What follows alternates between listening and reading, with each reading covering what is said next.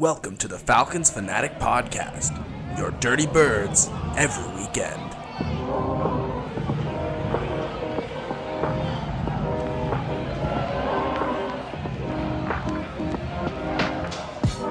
All right, and welcome back to the Falcons Fanatic Podcast. I am your host, as always, Lucky Roberts. And this was one of the more disappointing games all season. It was very similar to the game the Falcons had against the Buccaneers earlier on in this season where they won 16-13, but there was just so many spotted points in this one. You start out and the Falcons, Buccaneers hit a 55-yard field goal to take the lead 3-0. It's fine. Defense stood on their toes a little bit. The Falcons run, convert a fourth down, get down to the 2-yard line, kick a field goal of their own. It's tied up. It's fine. Maybe you'd expect them to score there in the red zone, but it's going to happen. And so the Buccaneers bounce back and they punt, and then the Falcons go on in a huge drive for the Falcons. Desmond Ritter's throwing ropes, and he threw a lot of ropes in this game, and I'll talk about it later. But I don't think he had too much of a. He had 347 passing yards in this one. Drake London got involved. Kyle Pitts got involved. He really lost his confidence at a certain point because of just tough plays that are going to happen. And one of them is right here where they've done this play a couple times where it's Bijan running out in some motion on the screen, and there's Kyle Pitts and I think Matt Collins, I'm not totally sure, trying to block out for him. But he fakes a pitch to either Tyler or CP, and he spins around and just throws it without looking. And he had a couple of no-look throws that almost cost him. He whips it to Bijan, who should have two blockers in front of him and a whole lot of daylight. And instead, it's just blown up by the Buccaneers, and they got a huge interception there. And it was on the pick, it was Carlton Davis. And it set him up for a touchdown. So that's 7 points right there. And, game continues. Falcons stop them once again, but they're backed up into their own 8-yard line. And a poor decision by Arthur Smith to do a play action, which they're expecting to run because you should run it. You don't play a play action off when you're 8 yards into your own end zone. That's the only way that can go poorly is if you call that play. The worst way it can go poorly is if you call that play. And he rolls out. He's about, a yard or two deep into his own end zone. And Desmond Ridder gets a little antsy. He holds onto the football, gets strip sacked. Falcons recover, so it's not a touchdown at least, but all of a sudden, it's a safety. So that's 9 points. Falcons move the ball down the field again, and it's still Ridder playing pretty good football, throwing the ball a lot. Not much running room because the Falcons have just abandoned it. And so there's not much running room, and it's Younghoe Koo. And it's a 50-yarder. He hits those pretty often. I think on the season he was 26 for 27 or something. And all of a sudden, and then, it just all goes wrong. And Ritter's losing his confidence. And the Falcons get another chance at the end of the second quarter. They bring the ball down, and it's now even, similar yardage, 52-yarder this time. But, Koo missed one, and it's going to happen. He bounced it off the upright.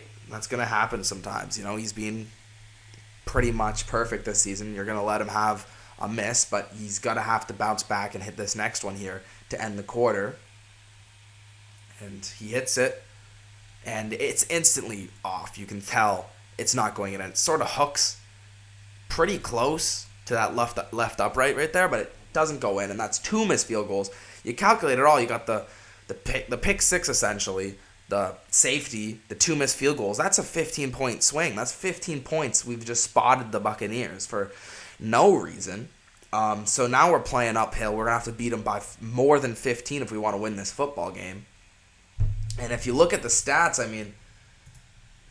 this is one of the games where the Falcons just dominated. 434 yards. The Buccaneers had 300. We really outgained them on offense. And on defense, this defense was outstanding for the first, second, and third quarters. Only in the fourth when we lose Kentavious Street And Onyemata's already out. And so it's Taquan Graham and a guy I've never heard about as our defensive tackles. And their defense has been stand toes for the entire game. So it's going to happen where they're going to get tired out. And they start getting rushing lanes, these Buccaneers. Because the Buccaneers couldn't throw it all game. And, I'm going to fast forward a little bit here to the fourth. But the Falcons finally get 2 scoring drives together. And they get 2 touchdowns. One of them's a Bijan Robinson run after he has finally an explosive play. He's sort of been not explosive for a couple weeks now. He gets an explosive play and then an explosive touchdown to cut the lead down to 2. Buccaneers just run the ball, and the Falcons get super lucky on a Mike Evans, his hands out of bounds. Look, it's pretty reminiscent of the Drake London hand out of bounds incident that happened in Tampa earlier on in the season. And the Falcons are on the right of it once again. He's just out of bounds, and so they kick a field goal, but the defense sort of let them walk all the way down, and you can sort of realize, okay, the defense is gone. The defense is done for the day, and the Falcons offense is going to have to keep up. And they do, and they score a touchdown. Desmond Ridder, throws a huge deep bomb to one of the best players he was so good in this game. 172 receiving yards for Drake London. 10 receptions. A breakout game for Drake London. We'll have to see if he can continue and Ridder will continue to hook up. But, a lot of these were there was forced plays, but you're going to take it where you can.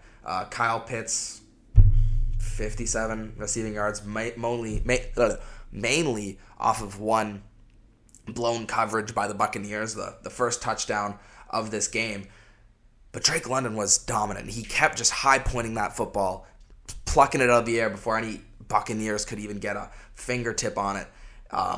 And he gets a huge catch, basically by himself, brings the Falcons to the 30-yard line, and then it's Tyler Algier rushing with his only flurry of the game, and the only rushing flurry of the game coming in the fourth. It was the Bijan, and then Tyler Algier's turn.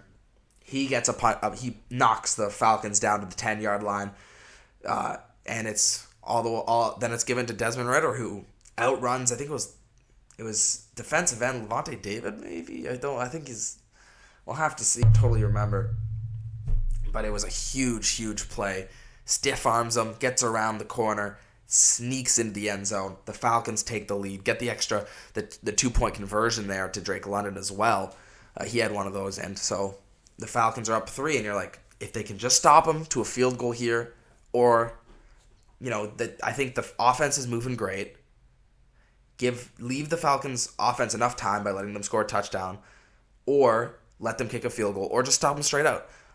Turnover even. Any of those are good options. The only option where the Falcons lose this game is if they let the Buccaneers slowly walk the football down the field, get a touchdown, and leave the Falcons without enough time to,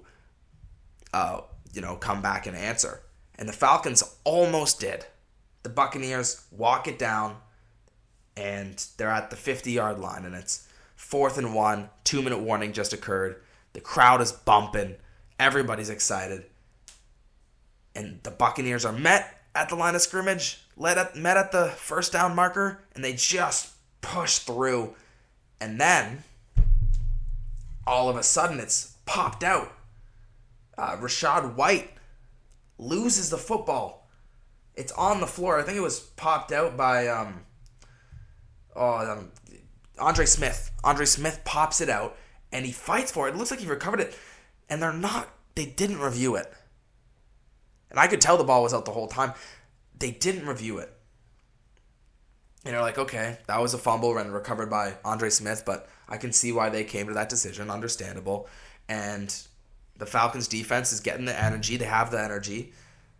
And so it was 2 straight incompletions by Baker Mayfield. And he just throws it. Errant passes, trying to force it to Chris Godwin, trying to force it to Mike Evans. And nothing was doing. It's 3rd and 10 now, and you're thinking, okay, if the Falcons can get a stop here, they either they're forced to kick a field goal, which is beneficial for the Falcons in this spot, or they have to go for it on 4th. And I'm confident in this defense. and he just flips it out.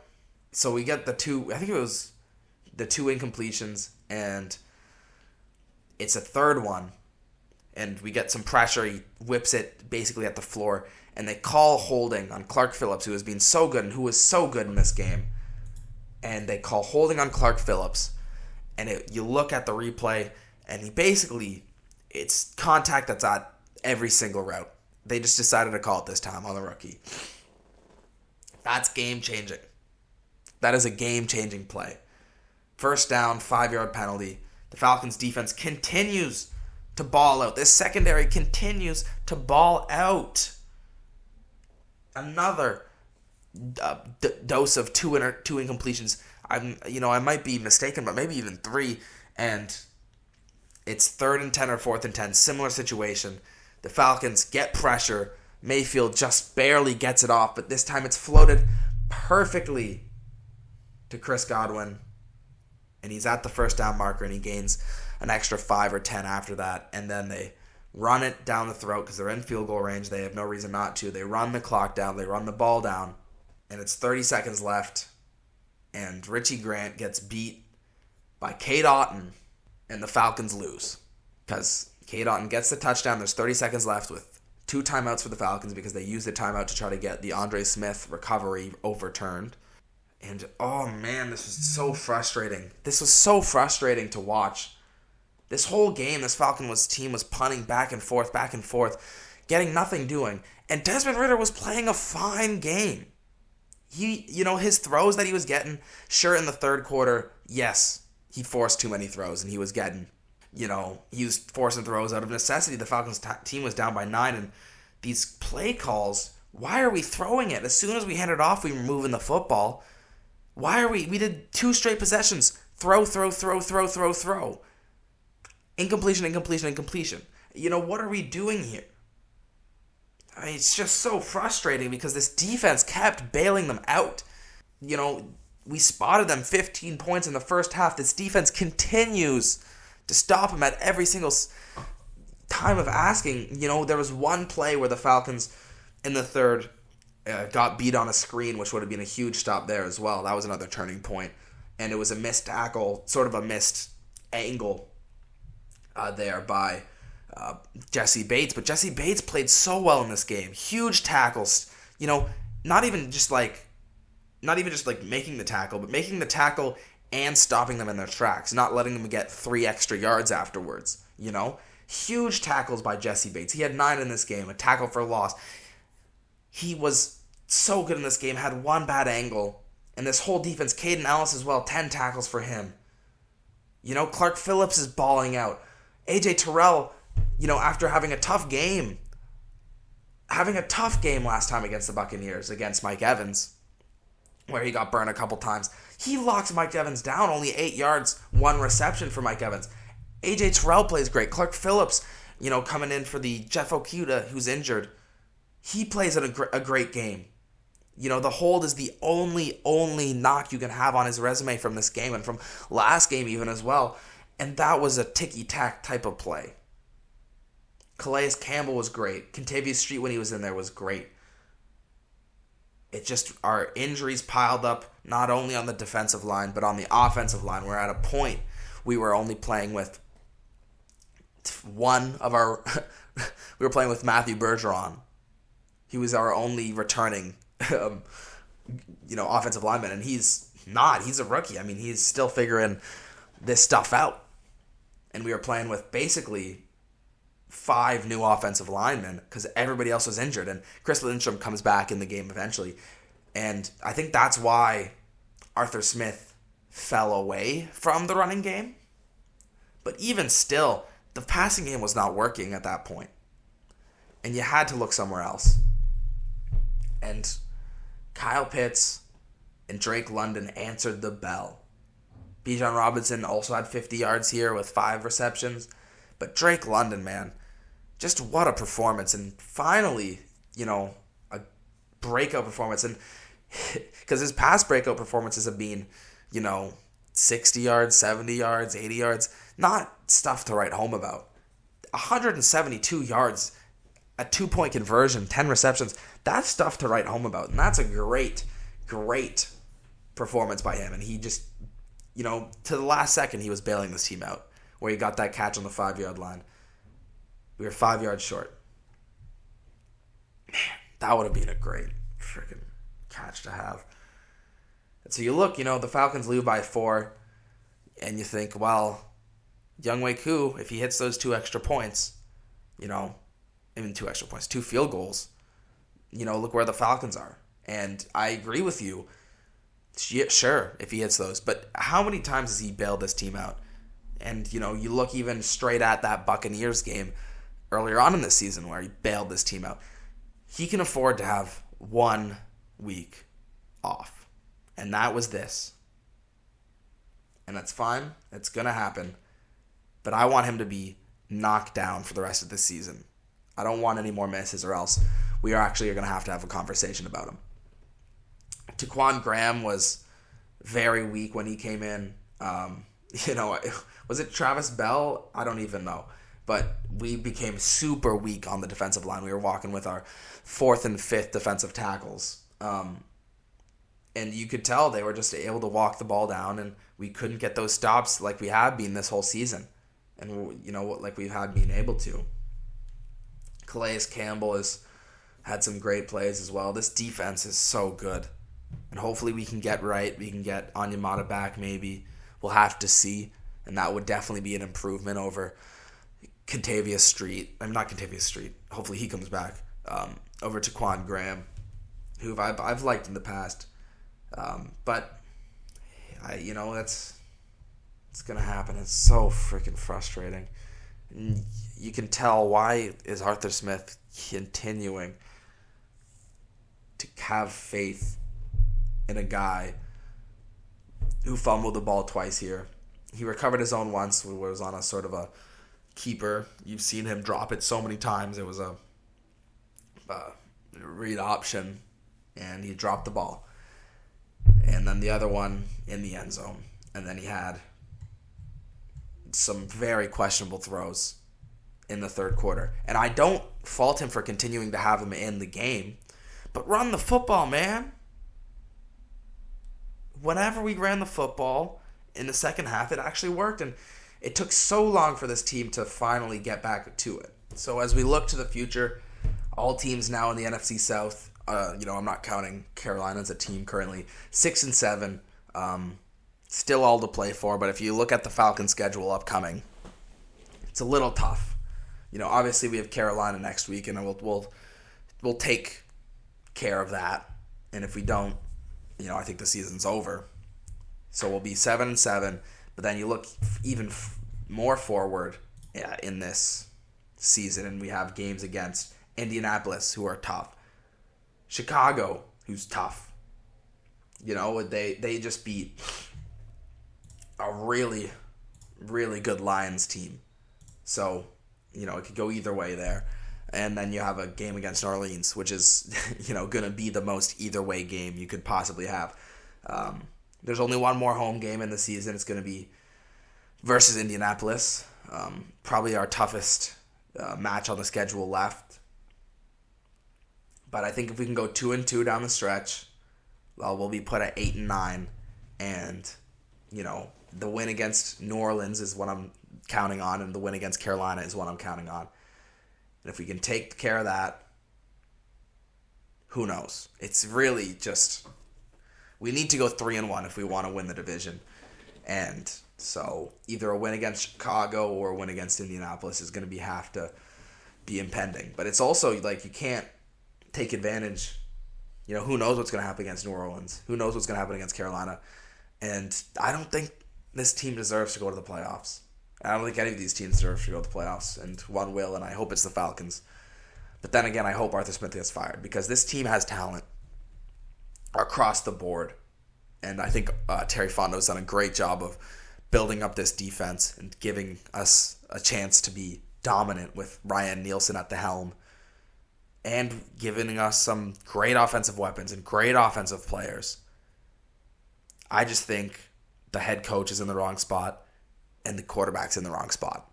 And those are the two most important positions. And I trust Terry Fontenot to deal with it. But I think if we make the playoffs, maybe it won't get dealt with. I think quarterback's getting dealt with no matter what. Maybe Arthur Smith hitches his ride to another season.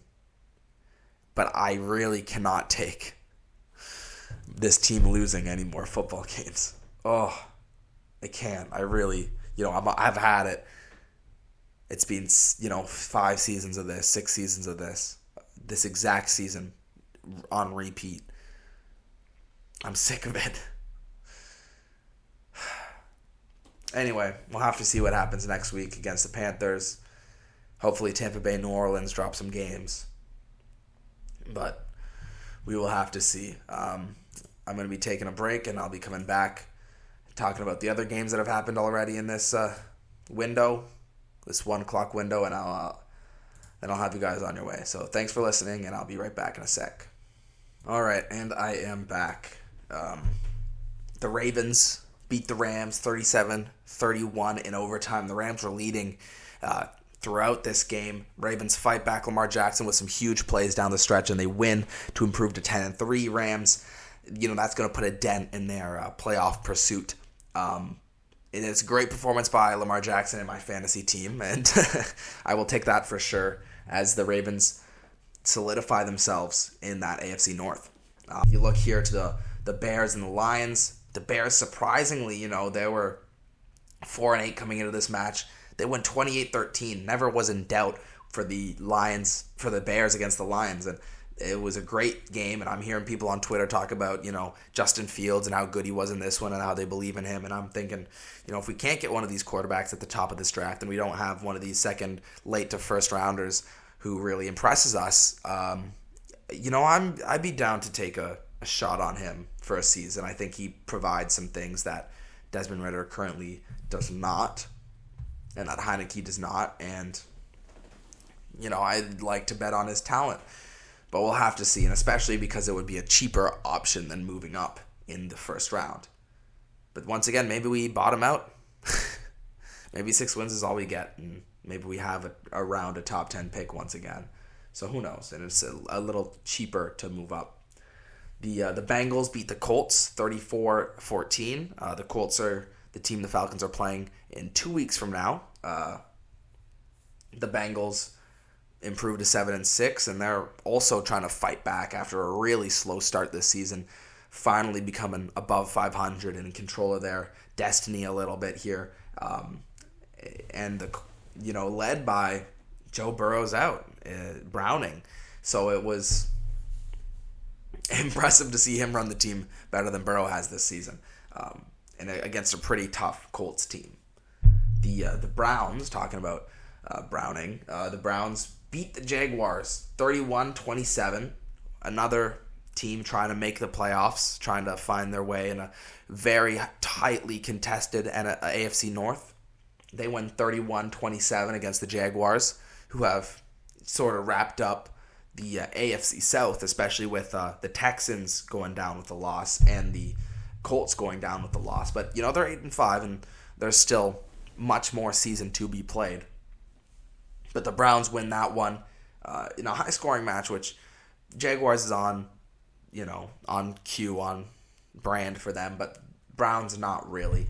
The Saints beat the Panthers, who basically inept offensively. I was looking at the ticker at the bottom of the screen during the Falcons game, and I saw Bryce Young 1 for 12, and I'm like, Jesus Christ, man. Talk about a player who's lost his confidence, lost his mojo. They put up 6 points in this game. The Saints put up 28. Absolute domination, and hopefully we see more of the same from the Panthers when the Falcons go up to Carolina next week. And then the final game we're going to be talking about here is the Jets versus the Texans. The Jets, after being putrid offensively against the Falcons, against a really great Falcons defense, they torched the Texans. They win 30-6. Zach Wilson coming back, and people are saying on Twitter, if Zach Wilson was in that Falcons game, the Jets win. And maybe that's true because he played amazing in this one. And the Texans and their rookie QB, C.J. Stroud, looking pretty inept against this Jets defense, which, their pass defense is looking as good as the Falcons is right now. So that cover the NFL opening window. thanks for listening as always. Hopefully we have some better things to talk about next week. Very frustrating game, but this happens with this team. So thanks for listening. Do whatever you want. Follow me on Twitter. I'll see you guys later and next week after hopefully a win.